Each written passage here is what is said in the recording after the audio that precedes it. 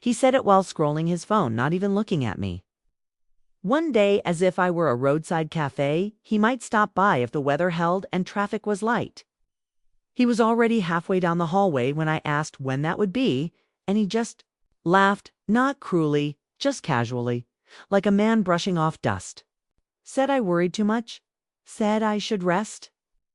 He didn't see the pen in my hand trembling. He didn't see anything at all. I sat in the living room for a long time after he left. The tea on the side table had gone cold, a little ring forming.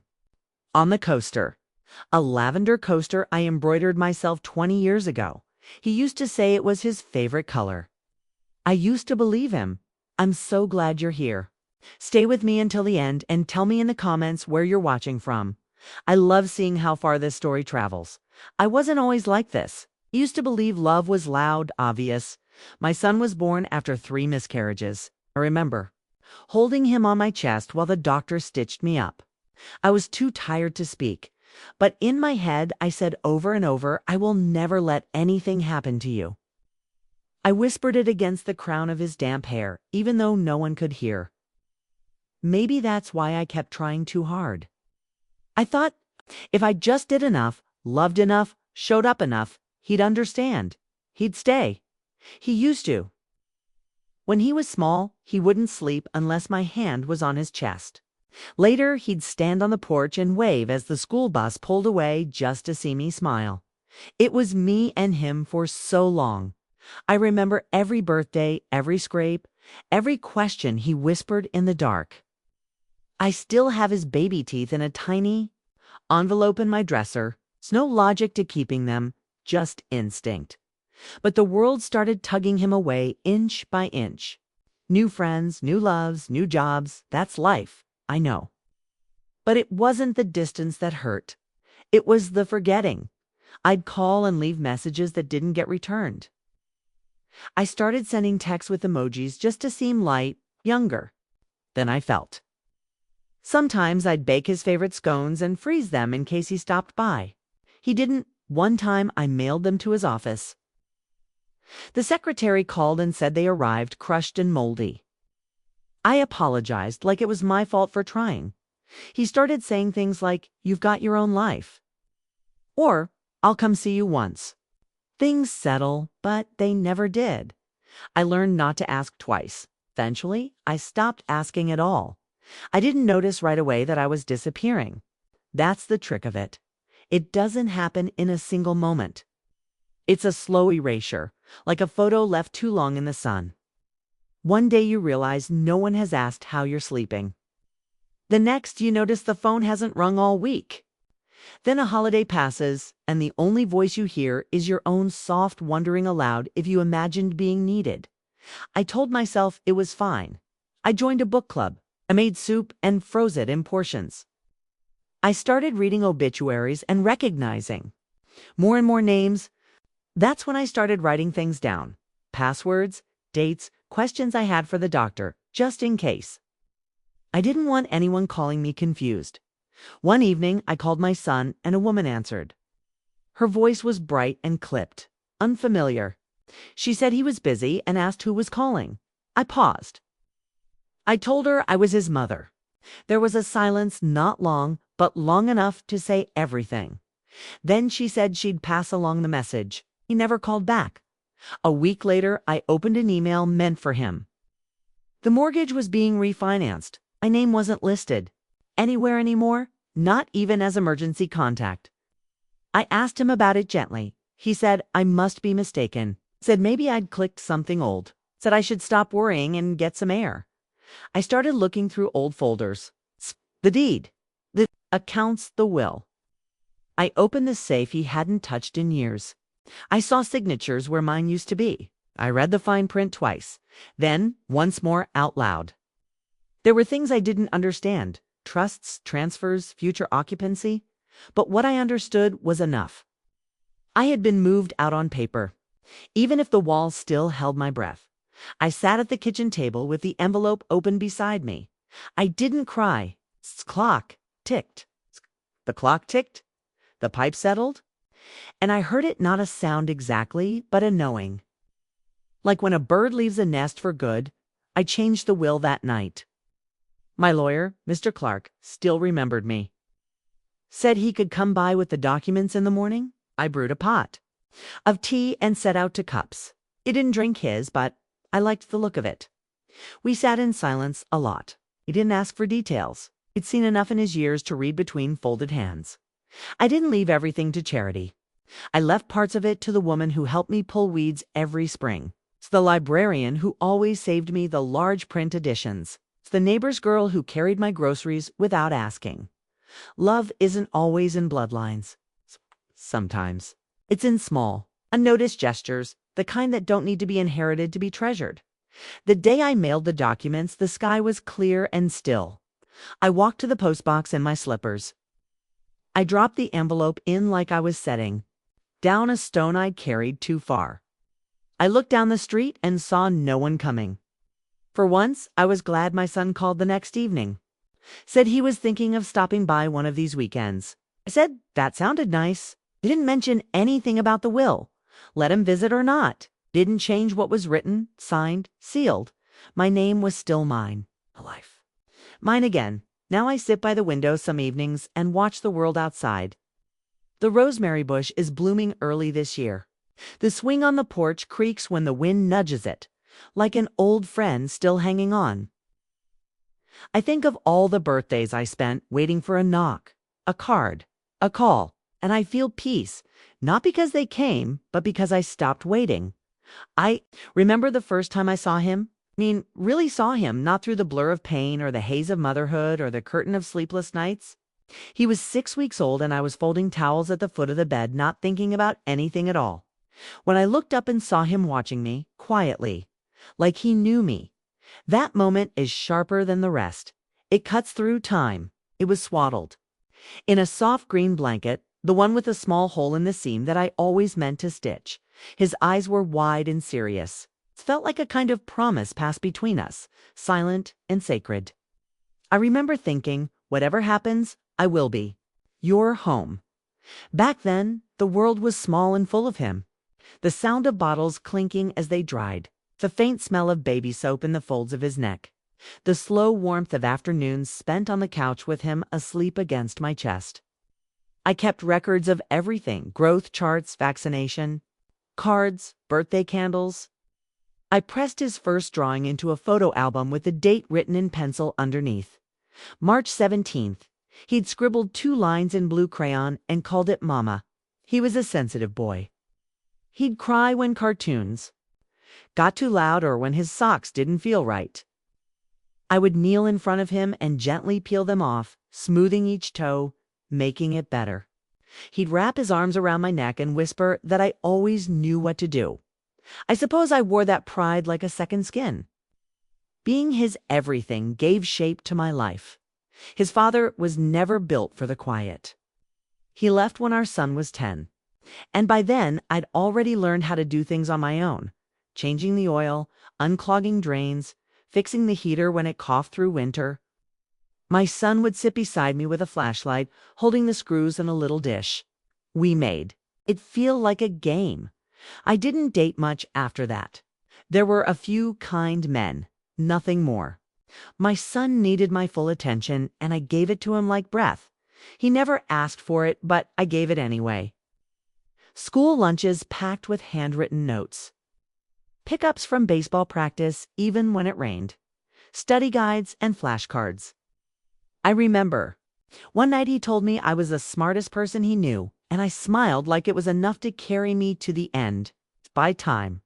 When he got into college, I cried into his pillow for a week. He told me not to be silly. He wasn't going far, just 2 hours away. He promised he'd call every Sunday, and for a while he did. He told me about his classes, his roommates, how he missed my lasagna. I would sit at the kitchen table and listen with my whole body, nodding even when he couldn't see me. Then the calls became shorter, skipped. The details faded. He was fine. Just tired, busy. I told myself this was normal, that children needed to pull away to grow. I kept his room as he left it, even made his bed some mornings as if that might bring him home sooner. After graduation, he moved into an apartment in the city. I offered to help him furnish it. I had some chairs in the garage, a perfectly good rug. He said no. His girlfriend had a cleaner style. I understood. Tastes change. I just hadn't realized mine had become so dated. He came home for holidays then, at first. Thanksgiving, a few Christmases. He'd bring a bottle of wine and new clothes I didn't recognize. He'd talk about work and traffic and the way his condo got too much sun. He used words like portfolio and market trends and appraisals. He smiled when he spoke, but it didn't reach his eyes. I'd serve him the same roast I always had, and he'd push it around his plate and say he was trying. To eat lighter now, I'd wrap leftovers for him anyway, even though I knew they'd never make it back to his fridge. He started calling me by my first name in front of people. Said it made things less confusing.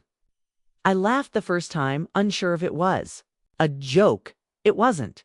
I told myself it didn't matter. I was still his mother. Names didn't change love. When he proposed to her, the woman with the clipped voice and fast laugh, I sent them a card with pressed violets tucked inside.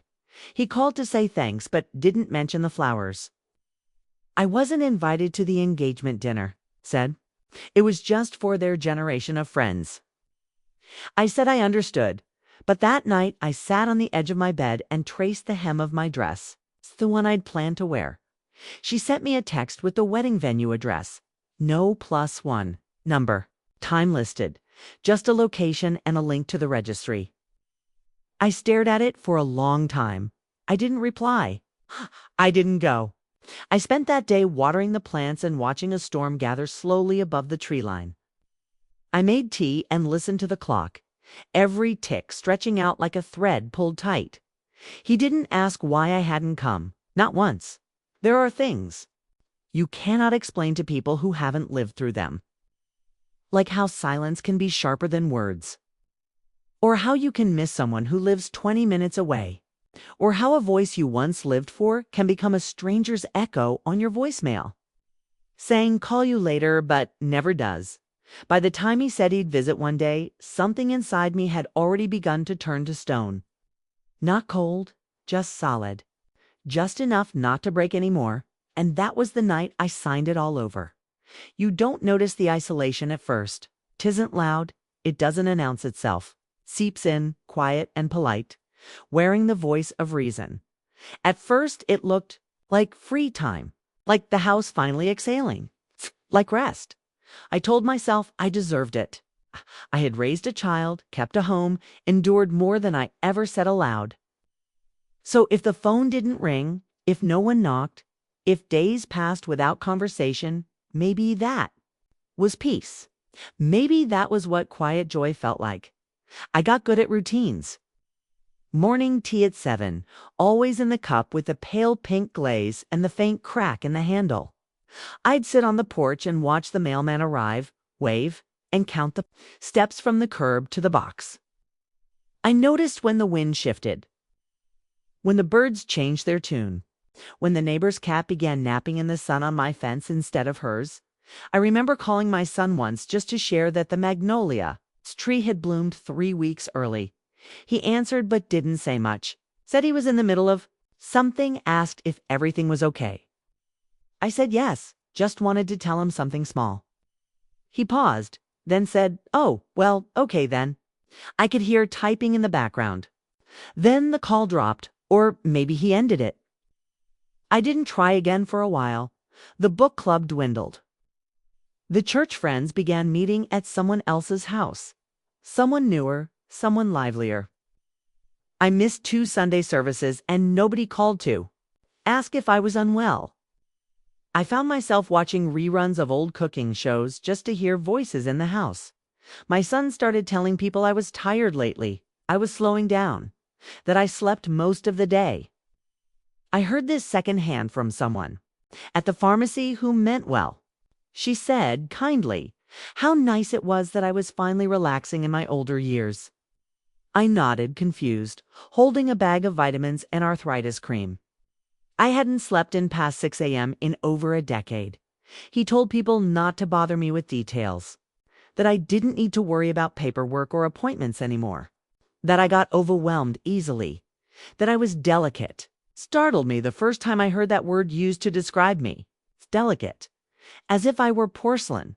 As if I hadn't raised a child with no help and paid every bill and fixed every leak and carried groceries up a flight of stairs with one bad knee and a tired heart. I wasn't delicate. I was just alone.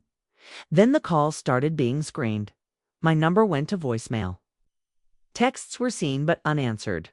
His wife replied once a short note that he'd been really busy, but he'd get back to me soon. That was 4 months ago. The last time I left a message, I tried not to sound like I needed anything. I told him I had some leftover shepherd's pie in the freezer, that I'd made it thinking of him. I tried to laugh as I spoke. I said it was silly, I knew they were busy, but if he came by, he could take some home. My voice cracked in the middle and I hung up before finishing. No reply. After that, I started shrinking. Not physically, not right away, but I noticed how I began to take up less space. So I moved more quietly. I only lit one side of the house. I stopped playing music in the kitchen. I cooked less. I used fewer dishes. Sometimes just a spoon. And in the evenings, I began talking to myself. At first, it was just a whisper here and there. Then full thoughts spoken aloud, questions, memories, reminders. I wasn't losing my mind. I was just trying to remember what my voice sounded like in a room that answered back. There was one afternoon just before spring when I stood in front of the mirror and didn't recognize the woman looking back. Not because I looked older, though I did, but because there was something hollow in her eyes. A quiet apology, as if she were sorry for still hoping. I tried inviting them over for Easter. I bought a small ham, just enough for 3. I cleaned the guest room. I even put out the embroidered napkins, the ones from his childhood with tiny chicks stitched into the corners. I sent a text with no pressure, just letting them know they were welcome. I didn't get a reply until the next day. His wife wrote that they'd already made plans with her family. But they hoped I had a peaceful holiday. Peaceful. That word always made me feel like a hospital room. Like something sanitized and sad. I wrapped the ham in foil and put it in the freezer. The napkins stayed folded. I poured myself a glass of wine I didn't want and sat at the table for an hour, listening to the silence gather around me like a coat. I tried not to feel bitter. I really did. I reminded myself that children grow up, that lives get full, that I had been a good mother, that my love was not a failure. It's just unreturned. But there's a different kind of ache that comes from being deliberately left behind. Not forgotten, not lost, but set aside. Gently, quietly, as though you were too fragile to notice. And maybe that's when it began. The questions. The small glimmers of doubt that I brushed away at first, like dust. Why was the mail coming later? Why had the bank stopped sending paper statements? Why did the receptionist at the clinic call me Mrs. Nolan instead of Miss Carrington? Why had my name changed on the file? I thought maybe I was just tired. Maybe I had misunderstood. Maybe this was the forgetting my son kept warning others about on my behalf. But then I opened the drawer in the hallway looking for a pair of scissors, and found a thick envelope with my name printed in bold. Inside, documents I didn't recognize. Legal language. Pages already signed. The date was recent, and that was the first time I said it out loud. In the empty hallway where no one could hear. What are they doing? It was a white envelope, too thick to be ordinary, tucked behind the drawer divider beneath. A jumble of pens, tape, old birthday cards, and a broken flashlight. I wasn't looking for it. I had just wanted to cut a loose thread from my sleeve. But when I touched it, when my fingers brushed the weight of it, I felt something shift. Like a door had cracked open in a room I didn't know I'd locked. My full name was typed on the front. First, middle, last. No handwritten notes, no stamp. As if it had been placed there, not mailed, quietly, carefully. The way you slide a letter under a door when you don't want to be seen. I stood still for a long time with it in my hands. My breath caught somewhere between suspicion and surrender. The paper inside was smooth and stiff, printed with lines I couldn't immediately understand. Trust declarations, authorizations, powers of attorney. My name listed again, this time under a heading I didn't like the sound of grantor. I read. Slowly, twice. 3 times. I circled a few words with a pencil, underlined a sentence that began with "in the event of diminished capacity." I felt something inside me lean forward and listen. Then I saw the signatures. Name and hers. Mine was there too. Only I hadn't signed anything. I sat down on the floor right there in the hallway and rested the envelope in my lap. I pressed my palm to the papers like I was trying to feel for a pulse. Maybe this was a mistake, I thought. Maybe it was just a draft, a plan they had considered but not pursued. Maybe I had forgotten something, signed something else years ago. It was possible, wasn't it? I had always trusted them. Trusted him. I tried to remember the last time I had gone over my paperwork, my will, my accounts. I kept them in a red folder in the cabinet under the bookshelf marked in bold black marker. Private, do not touch. The last time I'd opened it was 2 summers ago, after a minor fall in the garden had sent me to urgent care. I remember thinking it would be irresponsible not to update things just in case.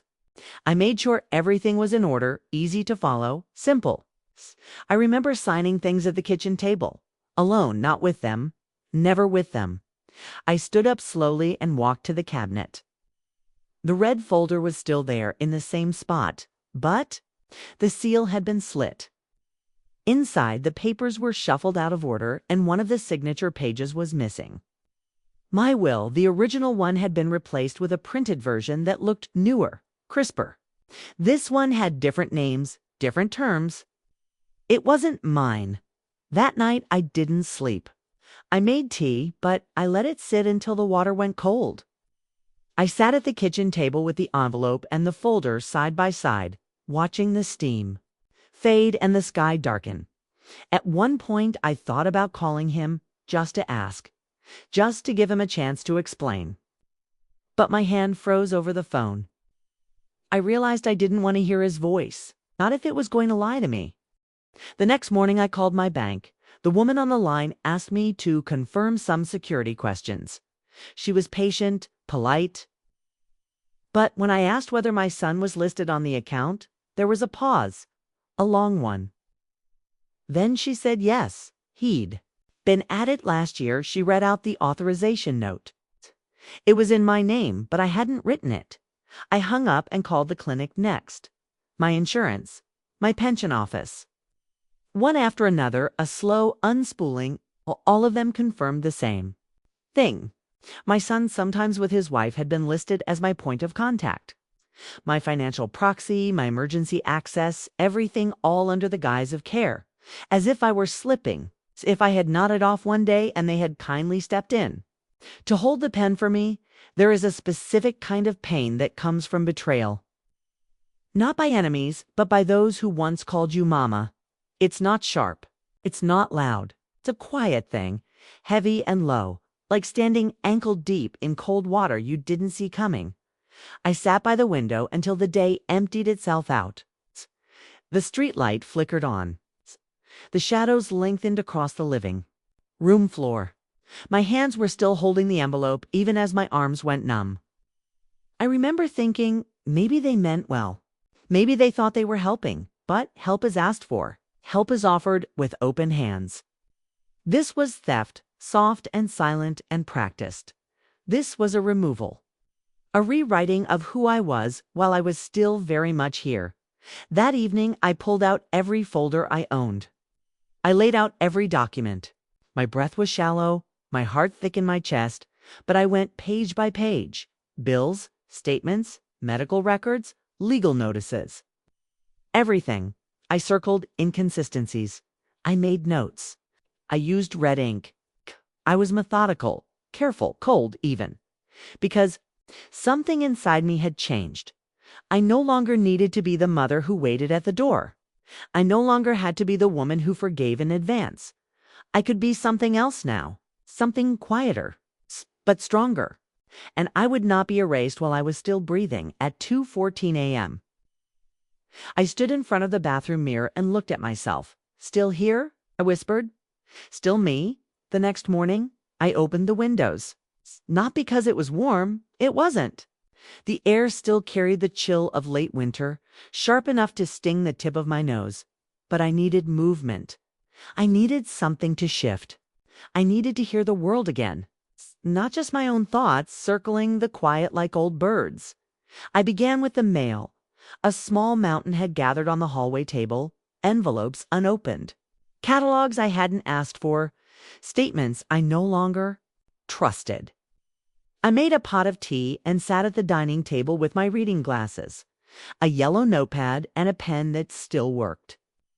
I opened each envelope slowly, deliberately, like turning the pages of a story I had once stopped reading.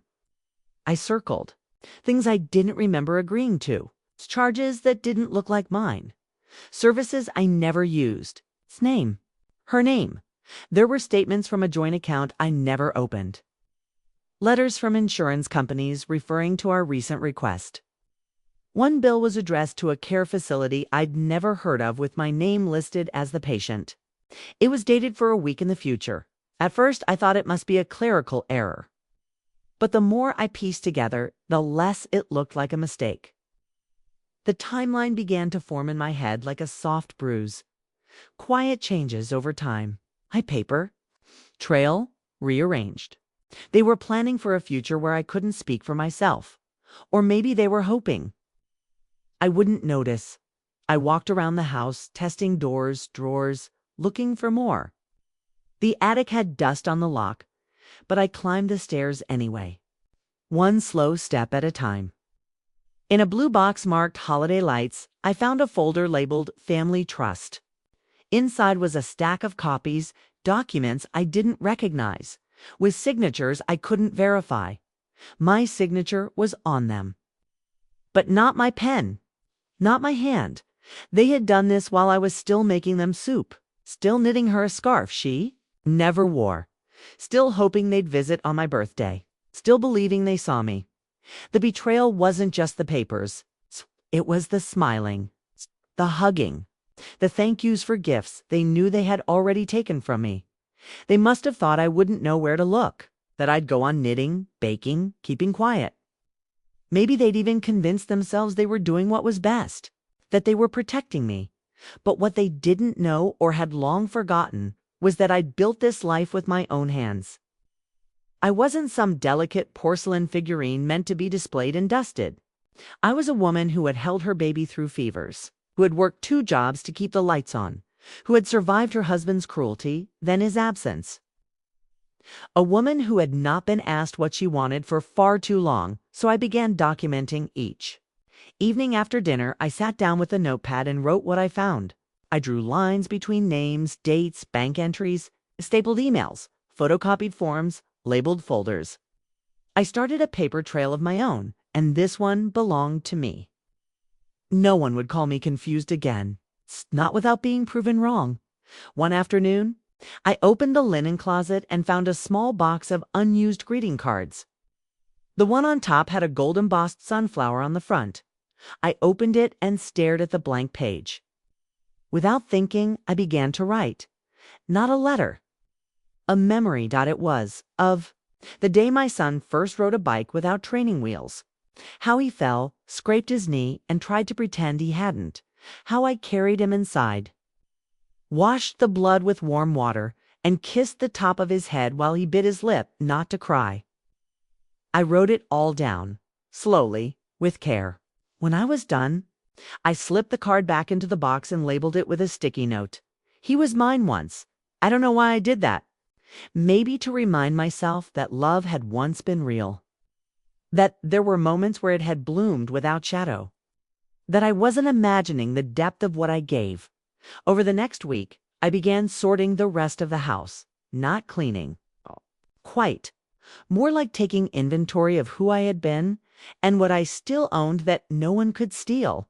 I found the apron with flowers still caught in the seams, the recipe box with smudges on the peach cobbler card, a ring he had made in shop class bent, but still fitting around the smallest knuckle of my finger, and photographs. Hundreds of them, of birthdays, pool days, Halloween costumes held, together with pins and last-minute glue dot. And in those photos, I saw myself again. Not fragile, not fading. I saw the woman who had kept it all together. She looked tired sometimes, but never weak. That weekend, I drove to the library and asked the woman at the desk how to find a lawyer who specialized in elder protection. She blinked once, as if caught off guard, and walked around the counter and handed me a brochure. "You're the third person this month," she said. I took it home and underlined a name, Mr. Clark. We'd met once, long ago, when I needed to update my will after my husband passed. He'd been kind, professional, and had a quiet way of letting you feel smart even when you didn't know the language of legal things. I didn't call right away. I placed the number on the fridge with a magnet and stared at it every morning. For 3 days. On the 4th day, I picked up the phone and dialed. His secretary answered. When I said my name, she paused. Then she said Mr. Clark would return my call personally before the day ended. And he did. Mr. Clark's voice hadn't changed. It still had that steady warmth to it, the kind that makes you feel like the ground under your feet is real even when everything else is shifting. He didn't speak over me. He didn't rush me. He let the silence sit between sentences and allowed me to breathe inside it. That was the first thing I noticed. The second was the way he said my name. Not like a client. Like a woman, he remembered. He asked how I'd been. I told him I had some questions, and then I paused, as if I might protect them still, the way a mother shields even the child who's done wrong. But then I said it clearly. I believed someone had tampered with my legal documents. Someone. Close to me. I didn't cry. I didn't whisper. I just said the truth. He didn't act surprised. That scared me more than if he had. We agreed to meet the next morning. I offered to come to his office, but he insisted on stopping by the house instead. Said it might be easier. Said he preferred to speak where people felt safe. I spent that night tidying the front room, polishing the wood on the coffee table, setting out the file folders I'd organized. I put on a kettle just before he arrived and laid out 2 ceramic mugs, the ones I used to save for company. The ones with the faint hairline cracks at the base that I couldn't bring myself to throw away. They still held warmth, I checked. He arrived on time, wearing a gray coat with a black folder under his arm. When I opened the door, he gave a small, respectful smile and asked if I was ready. I nodded, stepped aside, and led him into the room where I'd once hosted birthdays and book club and my son's 3rd-grade teacher for tea. We sat across from each other on the floral sofa. I began to speak, slowly at first, then with more certainty. I showed him the envelope I'd found, the altered will, the paperwork with signatures I didn't recognize. I watched his face as he flipped through each page, calm, unreadable, but focused. When he finished, he placed the last sheet on the table, folded his hands, and looked me in the eyes. He said quietly that I wasn't imagining things. He told me this sort of thing happened more often than people thought, especially to women my age, especially when they had assets and no one nearby to check on them. He said the language used in the trust documents, the clauses, the timings, the names all pointed to a coordinated effort, the kind that took time to construct, the kind that couldn't happen by accident. I felt my breath leave my body in a slow exhale. Not fear, not shock, just the quiet settling of knowing. Like a puzzle finally clicked into place. I asked him what I could do. He laid it out carefully. We could start by revoking the unauthorized documents. We could request full audits of the accounts. He could draft a formal notice declaring the previous power of attorney invalid. We could restore my name legally, financially, and in the eyes of every institution that had quietly replaced me, and we could do it quietly if I wished. Or publicly, if I didn't. I asked if I had enough time. He looked at me with a gentle gravity and said, "You do, but not forever." That stayed with me. We began the process that week, bit by bit. paper by paper. It felt like untying a net that had been slowly wound around me while I was asleep. One afternoon, while reviewing bank statements, Mr. Clark asked if I had any original handwritten notes or diaries, anything that might help establish a pattern, a trail of memory. I laughed a little and told him I had grocery lists and knitting patterns, not much else. But then I remembered the drawer in the hallway. It's the old planner I hadn't touched in years. It was dusty, dated, and full of nothing. In particular, birthdays, appointments, my late husband's dentist visits. But scattered throughout were notes, conversations I'd jotted down, questions I'd asked, things I didn't want to forget. And among them, a page dated 3 months before the signature on the fake will, written in my own hand. He asked me if I wanted him to handle things, just in case. I said I wasn't ready. I remember that clearly. I tore the page out and handed it to Mr. Clark. He didn't smile, but he nodded. That was enough. We met 3 times that month.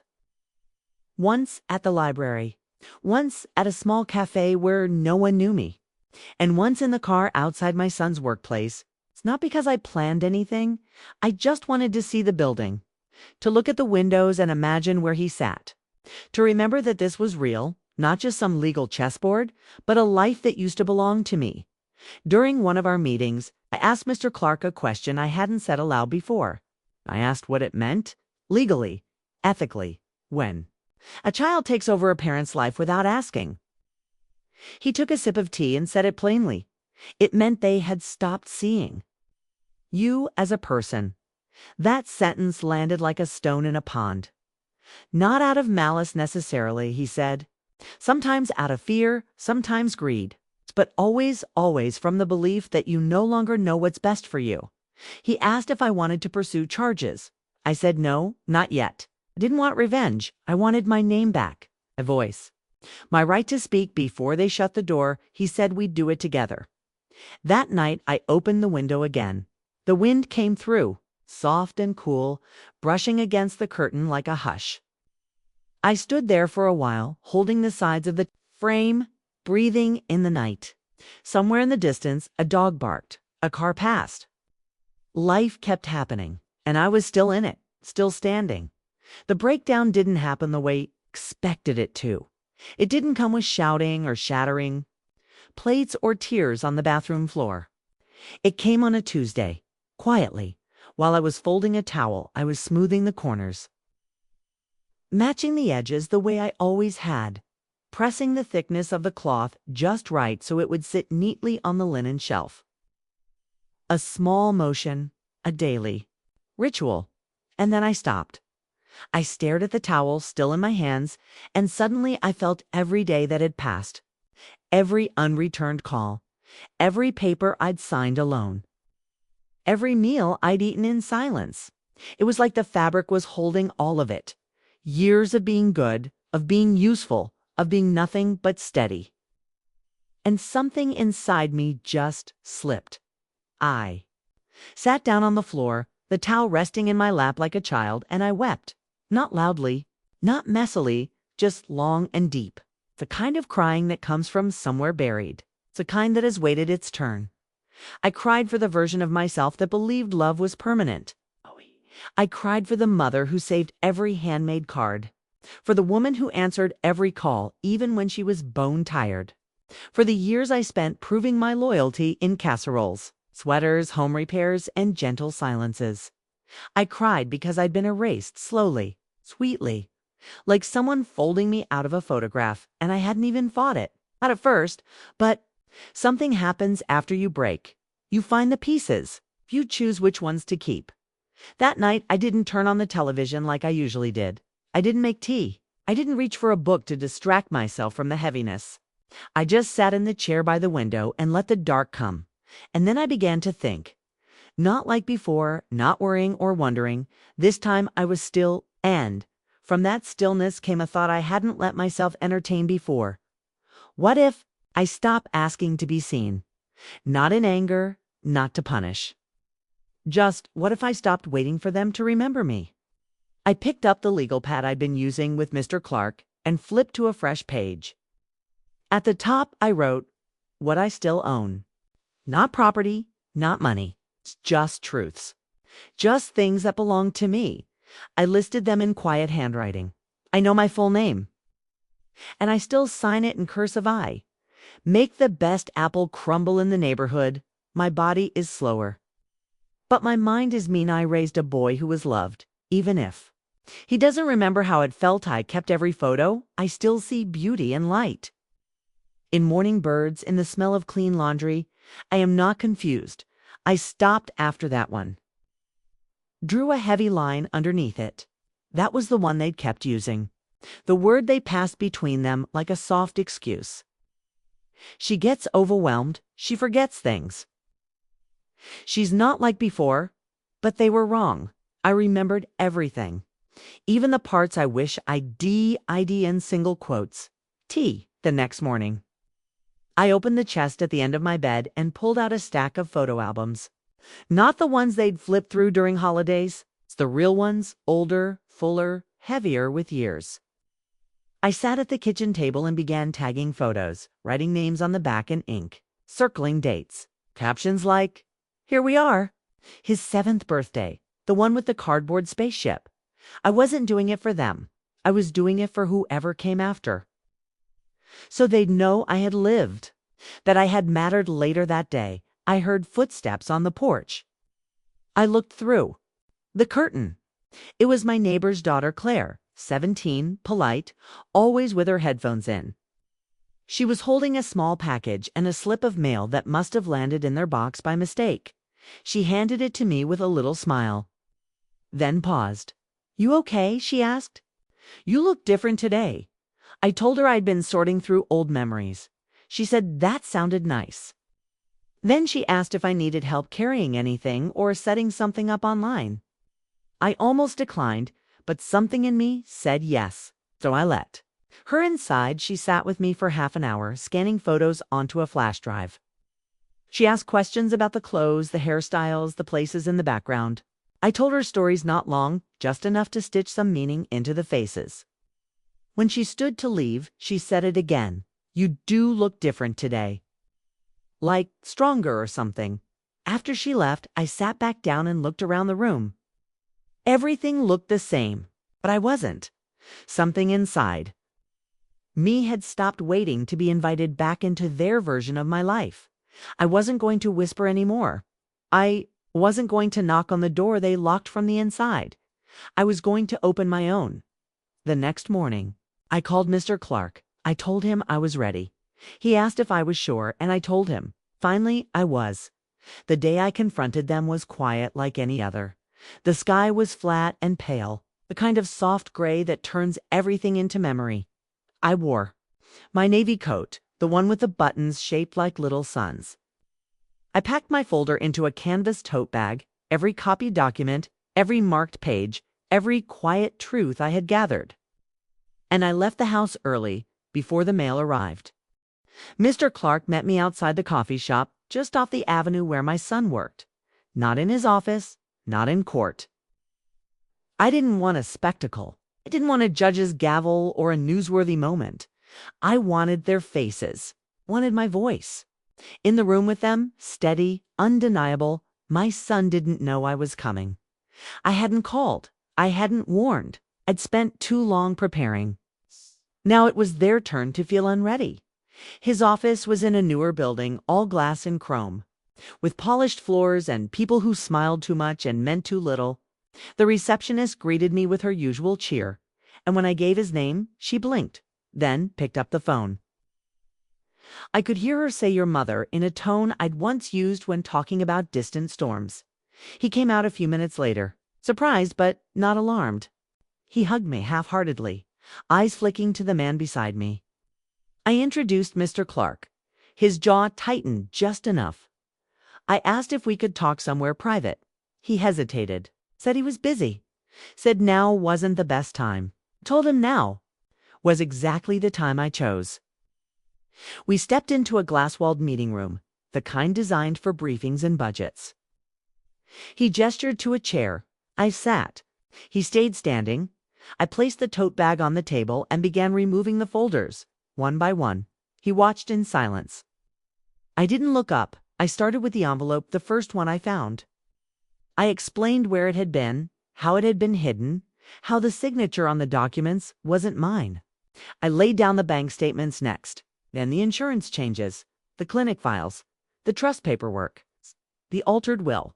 I didn't raise my voice. I didn't accuse. I didn't even ask why. I just placed the facts between us like stones. He didn't deny it. That's what broke me again, but only for a second. He just sighed, looked down at the table, and said something about protecting me, about how things were getting hard and how it seemed simpler to step in. He used phrases like your best interest and we were going to tell you. I looked at him then, really looked. He looked like a stranger. With my son's face, I told him I was not confused, that I was not slipping, that I did not need permission to exist in my own life. I told him about the appointment with the lawyer, about the revocation of documents, about the legal filings now in process. I told him I had copies in a locked safe and a witness list, that every decision he'd made on my behalf had been documented and would be reversed. He didn't speak for a while. Then he said, I was overreacting. He said I didn't understand the burden I was placing on him, that his wife had been trying to help, that managing everything had been stressful, that they'd only stepped in because they thought I couldn't handle it anymore. I wanted to scream, but I didn't single quotes tie instead. I said something I'd practiced the night before over and over in the dark. You should have asked. That was it. It's just that dot you should have asked, because that was the part that broke the covenant. Not the signatures, not the files, but the decision to remove me while pretending I was still included. He tried to argue softly, carefully, said things like it's not that simple and you don't know what it's like taking care of someone from a distance. And said no. What's not simple is doing everything alone for 30 years and still being erased in the end. What's not simple is feeding someone, loving someone, protecting someone, and waking up one day to find they've quietly replaced you with a version of yourself who doesn't speak, who signs whatever they want, who leaves the house to them when you're gone. I told him the will was changed. Again, this time by me. I told him he wasn't in it. He went quiet then, fully quiet, not stunned, not sorry. Just paused, like someone reading a line they didn't expect. I didn't want to explain myself. I didn't owe that to him, but I did say this. I loved you. I still do. But love does not mean surrender, does not mean silence. He didn't follow me when I left the room. Mr. Clark walked with me too. The sidewalk. He didn't speak. The sun had begun to pierce through the clouds, laying long shadows on the pavement like paths I could still take. I stood at the corner and watched the traffic blur by. For a moment, I felt nothing. Not sadness, not victory. Just space, room to breathe, room to begin again. When I got home, I didn't sit down. I walked slowly through each room like I was seeing it for the first time. The wooden floor creaked in familiar places. The curtains held the smell of old lavender, faint and clean. A patch of sunlight landed across the rug, warming the exact spot where my son used to sit cross-legged building castles out of blocks and wild ideas. But that afternoon, the silence wasn't heavy. It was open. I took off my coat and draped it across the banister. The tote bag was still in my hand, still half full of papers, but I set it aside. For once, I wasn't thinking about documents or accounts or signatures. I was thinking about what I wanted. It had been years since. I'd asked myself that question, not about what needed to be done or what was expected of me, but what I wanted. I made a cup of tea and sat by the window with a notebook. Not the legal pad, not the planner, not the folder of questions. It's just a simple blue notebook I'd picked up at the corner store months ago and never used. I opened to the first page and wrote, "Now that I am free." The sentence looked strange. At first, like it belonged to someone else. But I sat with it and slowly the ideas came. Nothing loud or grand, just small thoughts with quiet weight. I wanted to grow tomatoes again. the kind that needed staking and always tasted sweeter than anything from the store. I wanted to learn how to use the slow cooker that had gathered dust under the sink. I wanted to drive up to the mountains and sit beside the lake I hadn't seen in years. I wanted to write my own history, not in legal terms, not in claims or statements, but in my words. I wanted to live in a space that was mine, not just legally, not just technically, but soulfully, without the echo of footsteps, waiting to take something away. Without someone standing behind me, watching, assessing, rewriting my life in pencil. That weekend, started going through drawers, not to organize, but to let go. I gave away the scarves I no longer wore, the pans I no longer used, the books I had once meant to read but never did, not out of sadness, out of clarity. I wasn't making room for someone else. I was making room for me. I took a trip to the nursery and bought 3 rosemary plants. The woman at the register asked if I was planning to cook something special. I told her no, I just liked the smell. She smiled and said, "That's reason enough." She was right. I planted them along the back fence where the soil still remembered my hands. The scent stayed on my fingertips for hours. I called Claire, my neighbor's daughter, and asked if she wanted to help me scan more photos. She came over that afternoon, this time without headphones, and we worked through 2 whole albums.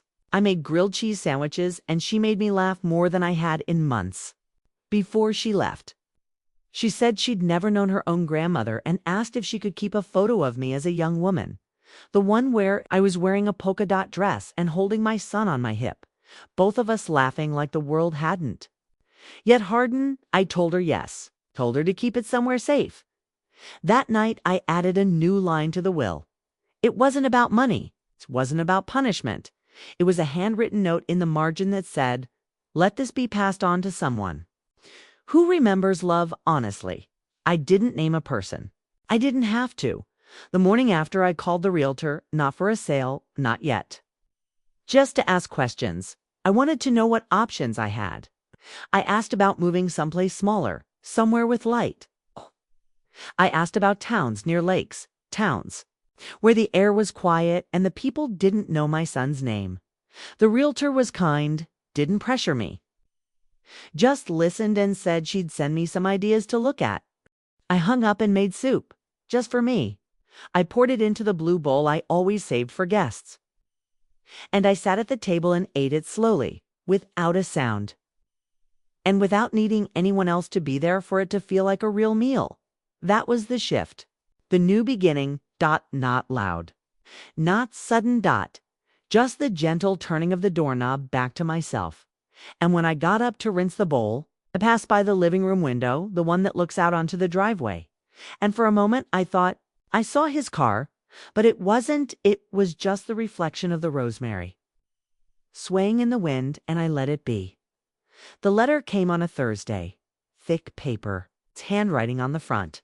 Careful, slanted a little more rushed than when he was younger, but still his. I stared at it for a long time before opening it. Held it between both hands, thumb brushing the edge like I might feel the tone of it before I read a word. I didn't. Open it at the table. Took it out to the porch where the afternoon sun had made the wooden planks warm. I sat in the chair by the railing, the one that creaked only on the left side. I opened the envelope with my fingernail.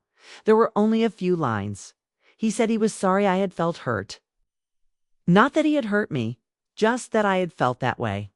He hoped I understood that things had been complicated, that he and his wife had meant well.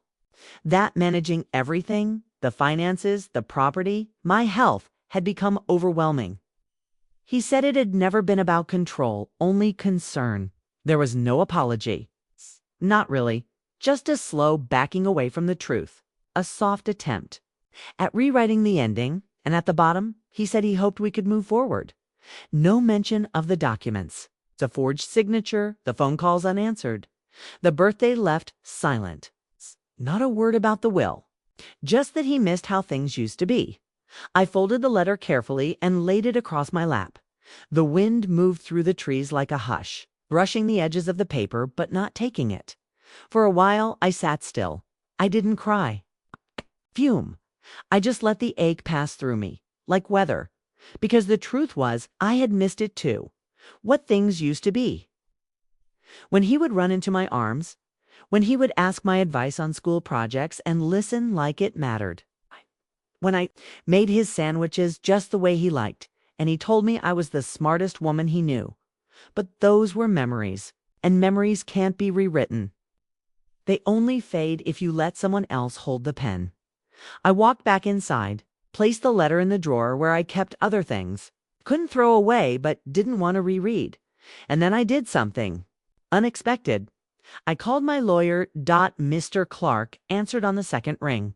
I told him I wanted to add a clause to the will. He didn't ask what kind, just said he'd be by the next day. When he came, I handed him the pages I'd written in the blue notebook. Not legal terms, just wishes. Reflections the shape of coasters. Shape of a life I wanted remembered honestly. He took his time reading them. Then he looked up at me and said, "We can make this binding if that's what you want." I wanted it known that my life had been mine. That I had seen every detail, heard every silence, felt every shift. That I had not been confused. That I had chosen. We sat at the dining table while he added the addendum, his pen neat and quiet against the paper. I signed without hesitation. Then again, on a second document. One that ensured my decisions would remain unaltered, no matter who tried to step in later when he left. I didn't feel triumphant. I felt still, like a door had finally closed with a soft click. Not slammed, not locked, it's just closed. That weekend, Claire came by again. Brought over a peach pie she had made from a recipe I'd shown her. It was a little runny, the crust uneven, but it was perfect. We sat on the porch and shared 2 slices, talking about everything and nothing. She asked what I would do next, now that everything had been settled. I told her I didn't know exactly, but that I had been looking at cabins by the lake, small ones, with wide windows. Maybe a porch swing? She asked if I was scared. I told her no, and I wasn't. Not anymore, because what I'd learned through the silence, the paperwork, the betrayal that arrived dressed as concern was this: I was never fragile. I was never fading. I had been made invisible, but not erased. And now I could choose who saw me. The next morning I put on the sweater I'd saved for years and packed a small bag. Not to leave permanently, not yet, just to go. To get in the car, roll the windows down, and feel the road move beneath me. To drive to the lake, sit by the water, and remember what it felt like to belong only to myself. I left a note on the table in case someone came by. Not for my son, not for his wife. Just a simple note addressed to whoever still cares. It said, "I'm not gone, just out living my life. It's like I was always meant to." I locked the door behind me, slid the keys into my pocket, and smiled at the rosemary by the fence, taller now, catching the light like it knew. And I walked toward the car, toward whatever came next. I drove, without the radio on. Just the hum of the tires beneath me, and the wind pushing gently at the side of the car. It was early, just after 8, and the roads were quiet. The sun still low enough to cast everything in gold.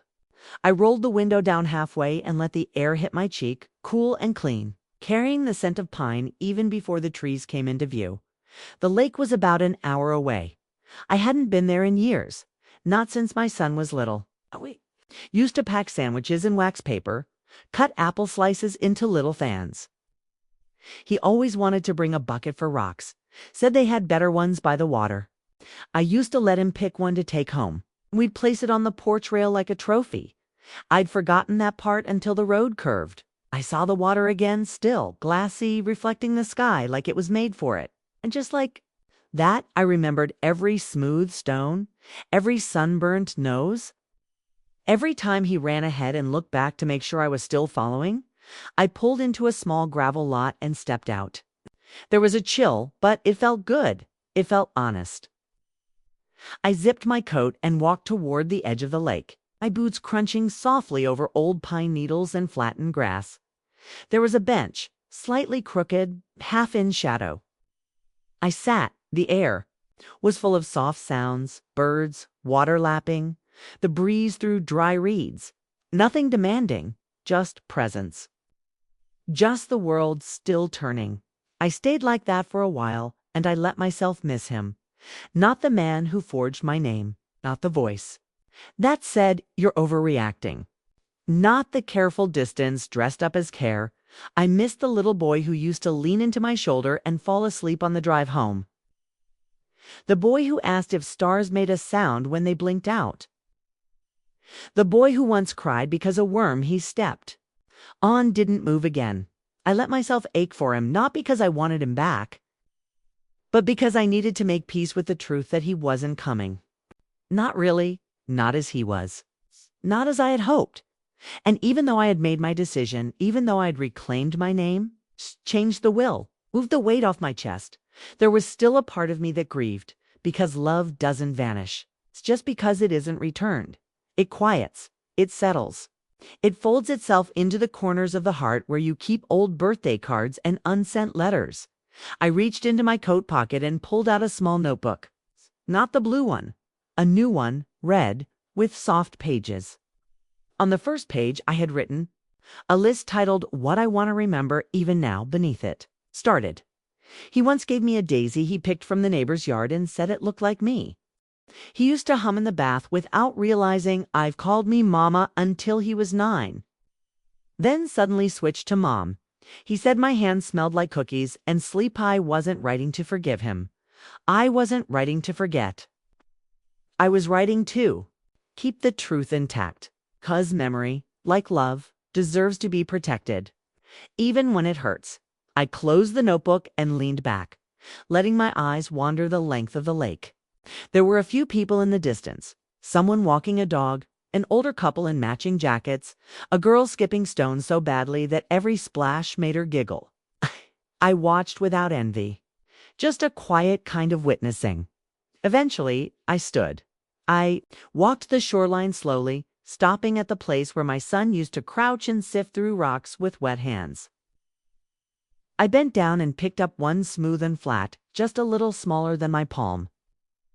I turned it over, felt its weight, then I slipped it into my coat pocket, not for nostalgia, not to place on the porch, just to remember that I had been here, really here, that this part of my life was not a closing, but a shift.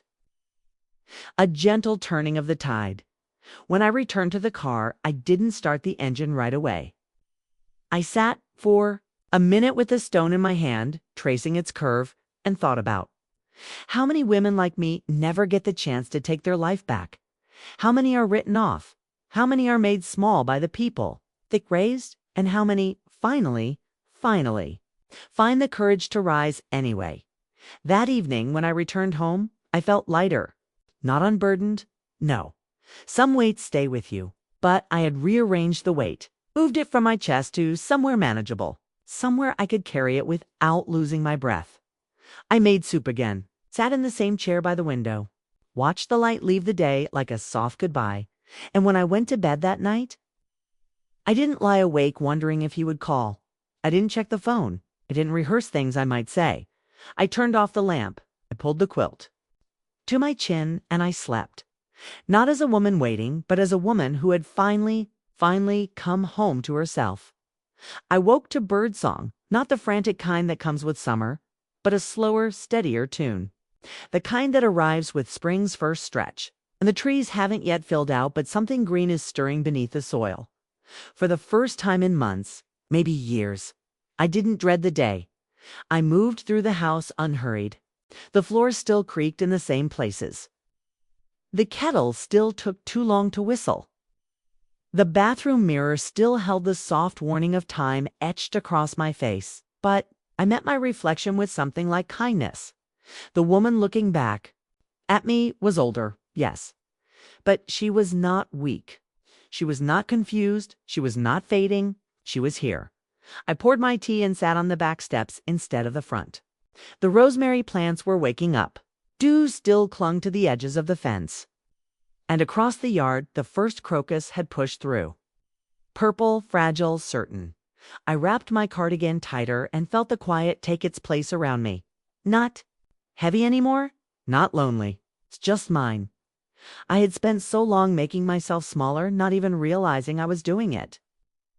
folding my needs in half, swallowing questions, laughing off hurt to make it easier for them to look away. I'd gotten good at it, being pleasant, being patient, being erased without protest. But something had shifted now.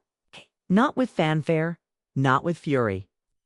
Just the slow, firm return of my name to my own mouth.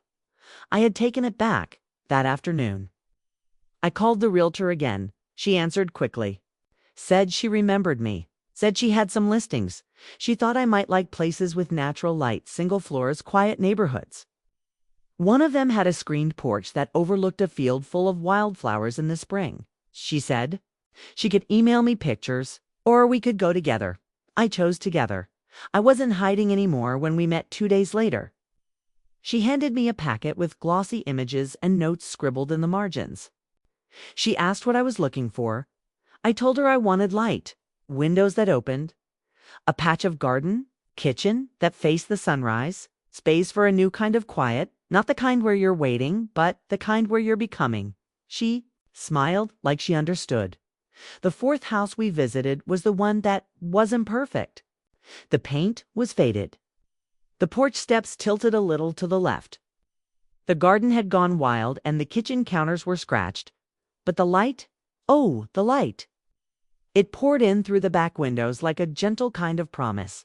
I could see myself there, a new table, a stack of books by the window, morning coffee with nothing urgent but the weather, a place not built for waiting. Place built for beginning. I made an offer the following week. Lower than asking, reasonable. The seller accepted within the hour. I took it as a sign. I didn't tell my son. There was no need. He'd made his choices. I had made mine. I packed slowly, carefully. Not everything, just what felt like me. Recipe box, the 3 mugs I loved, a small framed photo of my mother smiling in a garden she never finished planting. I left behind the dining table with all its unspoken silences. Same. The guest towels no one used. The old hope stitched into every doily and drawer. The house didn't feel like home anymore. And that was okay. Some places are meant to be temporary. Even the ones where we raise our children, Claire came to help with the move. She brought boxes and tape and a notebook where she'd written moving plan in bright marker. She took charge of the fragile things. She wrote little notes on each.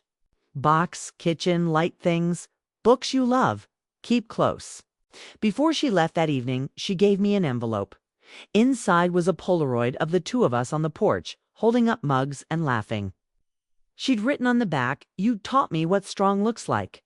You didn't even have to try." I kept that. Picture on my nightstand in the new house. I moved in on a Friday. The air was soft and full of dust stirred up by movement, not neglect, but transition. The porch steps still leaned. The garden needed work. The shelves were empty, but every corner held space. Every window opened. I unpacked only what I needed for the first night. A blanket, a lamp, a pan for oatmeal in the morning. And when the sun set, I sat on the porch swing and listened. No phone. No television. No noise, just whine through the grass and the distant sound of someone hammering 2 streets over. Life happening, not asking for me, letting me be near it. And I thought of all the women who never get here, who are moved like furniture, spoken about in third person even while they're still in the room, who are told they're too much to manage, too slow to include, too forgetful to trust. I thought of them, and I whispered, "I see you," because I had made it out, not untouched, but unbroken. Spring settled into the new house like a quiet guest. It didn't arrive all at once, crept in, slowly, scent by scent. First, the soil softened. Then the wind changed, bringing in the smell of wet bark and something green beneath it. The light shifted too, less sharp, more golden. The kind that spills through the windows and lands on your shoulder like a warm hand you forgot you needed. I planted herbs in mismatched pots and lined them up along the back porch: rosemary, thyme, basil, and a stubborn little mint that looked half dead but surprised me by surviving. Every morning I checked on them before I boiled water for tea. I liked the way they responded. No fanfare, no words. just reaching upward, quietly alive. I bought a small table for the kitchen, one that fit just 2 chairs. Wobbled slightly when I leaned on it, and I never fixed it. Something about that made me smile. A small imperfection that didn't need fixing, that didn't ask to be better than it was. I made soup. I wrote letters I didn't send. I let music play low in the evenings, old jazz records, and the kind of piano that sounds like memory. I read more slowly. I walked every afternoon. I left my hair to gray the way it wanted, and the world didn't end. I think part of me had always believed it would, that if I stopped trying, if I let go of what they wanted me to be, everything would fall apart, that I had to stay useful to be loved, that if I didn't remind them I existed, I would disappear. But the truth was simpler. When I stopped chasing their version of me, I found mine. She had been waiting, not bitter, just quiet, just tired. She wore soft cardigans and didn't apologize for choosing solitude. She had calloused hands from years of care, but they were steady. She kept a clean kitchen, not for guests, but because she liked the feeling of wiping down the counter at the end of the day. She didn't explain herself. She had become a woman her younger self would have admired. I hadn't realized how much. Noise had lived inside me. The what-ifs, the should-I-call hims, the hope like a flickering porch light long after everyone had gone inside. But now there was space, not silence exactly. Just something easier to live inside. One afternoon, while trimming the lavender by the fence, I saw an envelope tucked in the mailbox. No return address. It's just my name, written in a script I knew like my own. I stood there for a moment, shears still in one hand, unsure whether to open it right there or let it sit. I took it inside, placed it on the table, and boiled water first. The ritual mattered. Then I opened it, his handwriting, careful, uncertain. He wrote that he hadn't meant to hurt me, that when things started to shift, the paperwork, the accounts, he thought he was protecting me from the burden of decisions, that he hadn't seen it as taking anything, just managing, he said. He missed the way things used to be, when I made stew and sang to the radio, when I showed up without being asked, when I filled the corners of his life without needing space for my own. He asked if we could talk, not to fix things, just to speak. I read the letter twice, then a third time, and then I folded it and placed it in the drawer with the others, because I didn't owe him forgiveness. Not yet. Love isn't an eraser, doesn't undo the choices made in its name, and forgiveness, real forgiveness, has to grow from truth, not convenience. Still, I sat with it, not with anger, not with hope, just with honesty. He had asked me to be less for so long, softer, smaller, easier to fit into the corners of his life, but I had finally filled the center of mine, and I wasn't going back. That night, I stood at the kitchen sink and washed the same cup I always used. I looked out the window where the mint plant had begun to sprout new leaves. I thought of all the things I'd survived without ever calling them survival. Thought of all the times I said, I'm fine, and meant I'm sinking. Thought of how many women like me have been pushed gently out of the frame by the very hands they once held steady.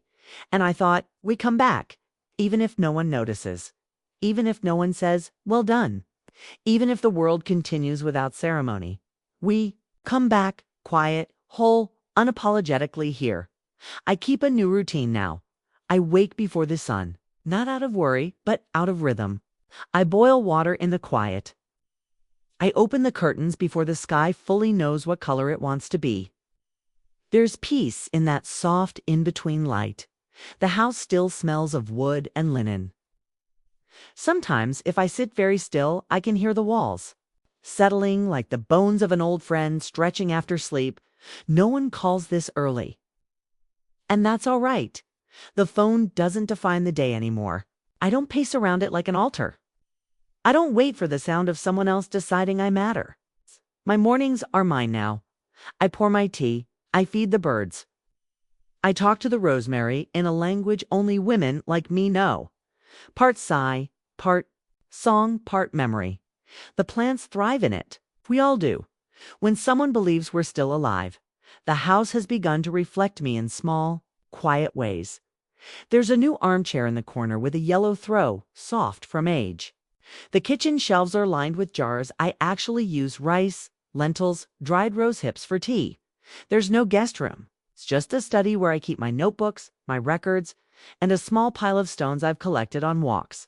I've labeled them not by where I found them, but by how I felt when I did. The smooth one from the lakeside says relief. The jagged one from the trail says anger. The tiniest one, round and warm in the palm, says mine. I haven't spoken to my son since the letter. Not because I'm angry, not anymore, but because not all endings need to be undone. Some are meant to hold. Some doors don't need to be reopened just to prove you had the strength to close them. He knows where I am. I imagine he's told himself a version of the story that he can live with. That's all right. People do what they need to sleep at night. But I do not owe him my dreams. What I owe now is to myself, to the girl I once was, full of love and fire. Before the weight of expectations softened her voice to the young mother, scared, stubborn, holding a feverish child in one arm, and a rent notice in the other, to the woman who once stood in a room full of family and felt like furniture, and to the elder I have become rooted. Aware, finally at ease in her own breath. A few weeks ago, Claire came by with a brown paper bag. Inside was a small cake she baked herself, lopsided and glazed with lavender sugar. She said, "I heard it was your birthday." I had forgotten, not the day itself, just the idea that someone might remember. We ate it on the back steps. No candles, no song.